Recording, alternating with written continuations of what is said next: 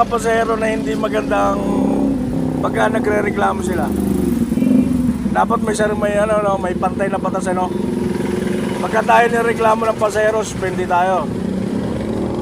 Pagka tayo ang magreklamo sa pasahero, walang nangyayari. Anong masasabi mo ron?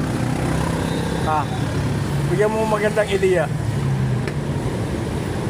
Pagka tayo nireklamo ng pasahero, suspende. Pagka tayo ang magreklamo ng pasahero, walang aksyon. Anong masasabi mo? Sige. Bisa mo! Oh. Ano nga masasabi mo ron?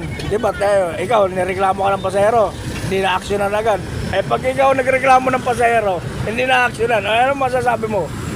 Sige. Diba nareklamo ka, na-3 days ka ngayon. Ngayon pag ikaw nagreklamo ng pasahero, walang aksyon, ano masasabi mo? Sige. Bakit? Bakit ang batas? Ayun nga.